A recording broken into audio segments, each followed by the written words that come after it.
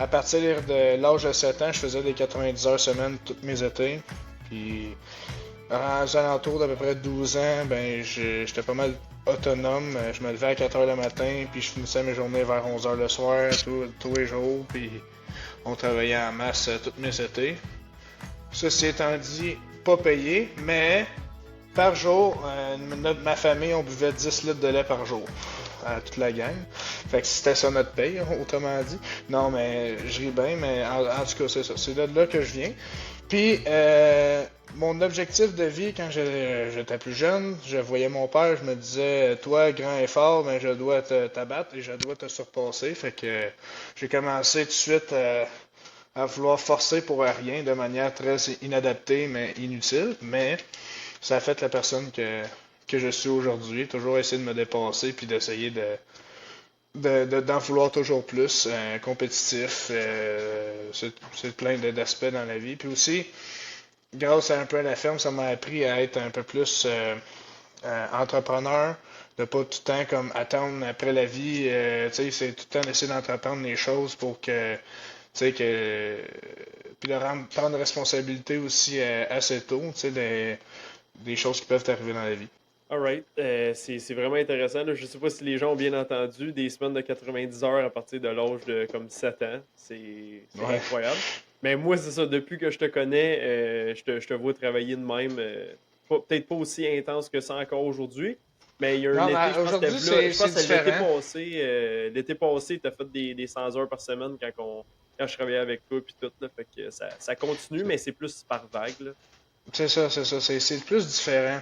Aujourd'hui, tu as plus un stress, tu sais, de carrément la business, de comment tout gérer pour que tout arrive. Tu as les investissements que tu veux toujours grossir, mais en même temps, il faut que tu surveilles aussi qu'il faut pas que tu ailles trop loin dans ton investissement pour faire carrément l'inverse, puis de tout perdre. Tu sais, c'est parce que c'est innocent un peu de commencer à investir en débile, puis que maintenant, ah shit, j'ai plus de fonds, je peux pas rien faire.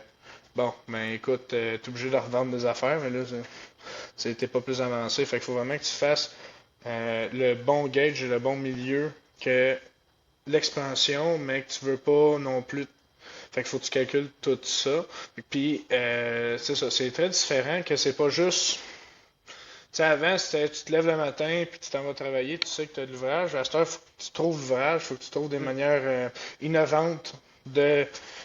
Parce que, tu sais, c'est ça. Étant donné que je suis entrepreneur, il faut que tu cherches tout le temps comme des nouvelles manières de te réinventer à tous les jours, d'essayer d'aller chercher des nouveaux clients, puis de te garder en forme là-dedans aussi. Il faut que tu gardes aussi une espèce d'équilibre aussi, santé, travail, entraînement, habitude de vie. Tu sais, des fois, tu sais, tu prends pas le temps tout le temps de manger comme du monde parce que tu pars là, tu pars aussi. Tu sais, faut que tu réussisses à garder un équilibre dans tout ça. Puis ton enfance à la ferme, ça t'a primé déjà pour une vie où est-ce que t'allais avoir des responsabilités, t'allais devoir travailler fort des longues heures.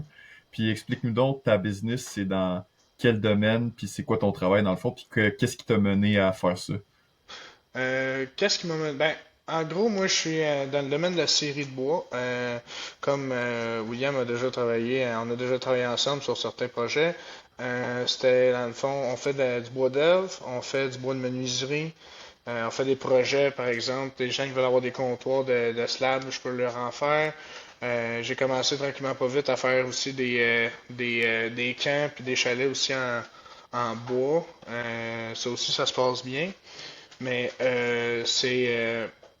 comme je te dis, comme là, les chalets, c'est un nouveau step que j'ai commencé à faire, mais c'est du temps d'y aller, d'essayer de se surpasser, d'essayer de voir qu'est-ce que tu peux faire de mieux à tous les jours. Puis vraiment, euh, c'est pas mal ça, là, dans le fond, là, la série. Puis comment que je suis arrivé à ça? Ben, moi, lorsque mon père. Moi, j'avais 15 ans. J'étais arrivé, première journée qu'on est allé au collège, mon père, il m'a dit, ça va être cru un peu comment je vais vous le dire, mais soit tu lâches l'école tout de suite, tu reprends la ferme, tu travailles sur la ferme, je te paye pas jusqu'à temps que tu aies 24 ans, ou à toi un matin, il faut que tu me casses la gueule pour aller à l'école. Là, j'ai fait, ouais, Gabin, c'était pour penser de même, peut-être que ça tourne pas tant rond dans ta tête. Fait que là, j'ai décidé de continuer à l'école, puis de rencontrer cet innocent-là qui est notre ami commun. Mm. Mais ouais, c'est ça. En gros, c'est là qu'après ça, je me suis dit, je veux travailler pour moi parce que j'avais goûté à ça en étant plus jeune. Fait que je me suis dit, faut que je me trouve un domaine. Puis le domaine forestier, c'est un domaine qui m'a toujours intéressé. Puis comme que moi, pas faire mieux de mes habitudes, quand que je suis parti de là, mes étés, là, je travaillais plus à la ferme à mon père, parce qu'étant donné que là, il avait tout vendu, il est parti en Gaspésie. Mais j'ai décidé de commencer à travailler à plusieurs endroits, dans des garages, dans des fermes des alentours. Puis là, ça a donné que je travaillais dans une scierie. Puis là, le gars, tu sais, au début, il me voit, tu sais, Kim, t'es bon, t'es travaillant, t'es en forme, tu travailles pour moi. Fait que là, j'ai dit, ben oui, pas de trouble avec ça. Puis là, ça a commencé petit à petit de même. Puis à un moment donné, moi, j'avais quoi, 16-17 ans. Là, j'ai dit à tous les jours, si t'as à vendre, tu me vends à moi. Si t'as à vendre, tu me vends à moi. Si t'as à vendre, tu me vends à moi. Là, un soir, je suis en train de faire des tables pour pouvoir commencer à en vendre, parce que c'est quelque chose que je voulais commencer, tu sais, essai-erreur, des petits projets comme ça. Et là, il est arrivé, il m'a dit, veux-tu reprendre ma compagnie? Un soir comme ça, un soir comme, mettons, de ce soir qu'on se parle en ce moment, un soir d'hiver. Oui, oui. Ça va te coûter 100 000. Tu sais, tu peux à commencer. Moi, je te vends tout demain matin. Puis on s'entend qu'à peu près, à l'âge qu'ils m'ont appelé, j'avais 19 ans. 19 ans, t'as pas 100 000 dans tes poches. En tout cas. Appelle la banque. Ouais, c'est ça. En tout cas, moi, je ne l'avais pas. Peut-être qu'il y en a qui l'ont, mais en tout cas, je ne l'avais pas. Fait que là, j'ai fait, bon, ok, oui, j'ai dit oui.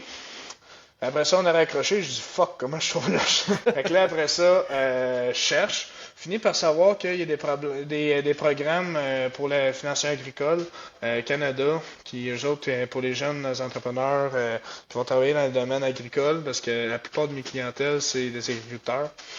Grâce à ces programmes-là, ben, j'ai pu commencer mon aventure là-dedans. Dans le fond, à reprendre la clientèle de ce gars-là. J'ai une petite question pour toi, je te l'ai jamais demandé, mais t'as-tu fait un prêt de 100 000 $? T'es pas obligé de dire les chiffres si tu veux pas. Mais... En gros, moi, au moment qu'il m'avait dit, c'était 100 000 $. Mais la machinerie, dans le fond, elle valait pas ce prix-là. Mhm. Mais il y a une run aux alentours de ça. Ok, Il y a ouais. comme Avec les contrats puis tout, ben, ouais, les c'est clients ça. qu'il Dans y le avait fond, déjà. Ouais. j'ai acheté les contrats et, dans le fond, l'achalandage de la machinerie que j'achetais. Mhm. La machinerie, je pense, c'était des alentours de 60 000, puis à peu près mettons, la run, il me la vendait à un 30 000, puis après ça, le reste, dans le fond, qu'il me vendait, c'était les pièces, les morceaux qui venaient avec la machinerie, des équipements X, Y, Z, que ça montait, mettons, aux alentours de 95 000, fait que ça revenait à peu près à ce prix-là. Mais ouais, c'est ça. C'est comme ça que ça s'est passé. Fait que, tu sais, moi, c'est juste pour le fait que, pour te dire, tu sais, ouais, le 100 000, c'est gros, mais quand tu veux, tu peux dans la vie. Dans la vie, dans toute une vie, c'est pas un gros montant parce que je suis certain que si on sortirait des stats, le monde irait pour plus que 100 000 $ de Tim Hortons dans toute leur vie. Là. Ouais. Tu sais, je sais pas, tu sais, faudrait vérifier. Je suis pas au courant, mais par exemple, je serais pas surpris. Je serais pas surpris. Ouais. Mais en gros, ça revenait pas mal à ça. En tout cas, ça répond à ta question. Là. Mhm. Ouais, puis tu sais aussi, ton 100 000 $, faut que tu réfléchisses. Tu sais, les gens vont aussi investir dans des études parce que ça va les mener plus tard à avoir un emploi plus payant. Fait que tu sais, toi, si c'est un emploi qui te plaisait, puis le fait d'avoir ta propre entreprise, c'est quelque chose qui t'intéressait, tu vois aussi le potentiel que, oui, tu vas payer 100 000 $ ou peut-être plus parce que tu vas avoir un prêt, puis tu vas payer des intérêts, mais ça va te permettre de développer un revenu, puis de développer ton entreprise, d'avoir un emploi finalement. Fait qu'il faut Ouais. prendre toutes ces choses-là en compte. Puis la banque aussi, quand elle te fait le prêt, elle prend ça en compte aussi parce qu'elle se dit, ben tu sais, ce petit gars-là, il est prêt, il a travaillé, il connaît ça, C'est ça. il est motivé. Fait qu'il y a des chances qu'il nous rembourse notre investissement qu'on fait en lui. Puis en plus, tu avais été chercher une subvention du C'est gouvernement. ça. Fait que ça paraissait que tu étais allumé. Fait que Ouais. déjà Ouais. là, c'est pas n'importe qui peut faire ça, mais tu sais, quand t'as le talent puis quand t'as la drive, c'est là qu'il C'est faut sûr. y aller. Mais c'est pas n'importe qui peut faire ça dans la vie. N'importe qui peut se botter le cul pour avancer. Je sais pas comment je veux dire. Moi, j'ai de la misère avec le monde. Ah, moi, je peux pas parce que X. Ah, moi, je peux pas parce que Y. Tu sais, je suis pas une petite personne, mais si mettons, Will, il me dirait demain matin, on s'en va courir un 5 km, je commencerais pas à dire, ouais, mais je peux pas. Ah ouais, Calis, va le faire, là. Tu sais, tu comprends, je veux dire. Batte-toi le cul, Calis, là. Lève-toi le matin, puis fais juste le faire. Tu sais, fais ce que tu sais que tu dois faire. Lève-toi le matin. Les gens, ils savent que c'est il faut qu'ils fassent pour atteindre leur but dans la vie. Ou qu'il faut qu'ils essayent pour atteindre leur but dans la vie. Mais le trois quarts du monde, c'est pas parce que ils peuvent pas, c'est parce qu'ils veulent pas ou qu'ils ils font pas que c'est t'sais, on s'entend là que dans la vie, mettons, on a tout un peu un plan qu'on se dit, ah, tu sais, si je fais ça, tu sais, je pourrais avoir ça, tu sais. Mais souvent, on sait quoi c'est faire. On n'a pas besoin vraiment de conseils. Oui, on a besoin de conseils de gens qui peuvent nous guider, mais le matin, tu te lèves, tu sais quoi faire pour atteindre un objectif quelconque ou quoi essayer pour te rendre là. Fait que tu sais, mettons une personne qui veut devenir en forme, une perte de poids, quoi que ce soit, trois quarts du monde vont dire, ben, tu sais, je sais pas quoi faire, nan. Ok, commence par essayer de mieux manger, puis essaye de bouger un peu plus dans ta vie. Tu sais, c'est pas sorcier, tout le monde sait ça, sans rentrer dans les gros détails, puis tu sais, c'est pour ça que, mettons, il peut y avoir un nutritionniste, un coach qui va venir plus te guider. Mais à la base, tout le monde sait que si tu veux perdre du poids, faut que tu bouges, tu as un déficit calorique, tu bouges, puis tu sais que tu te bombes. Après ça, tu peux aller chercher une personne qui va aller t'orienter plus dans ton but précis. Ouais. Fait que oui, pas tout le monde, mais c'est pas tout le monde qui se donne la peine pour réussir.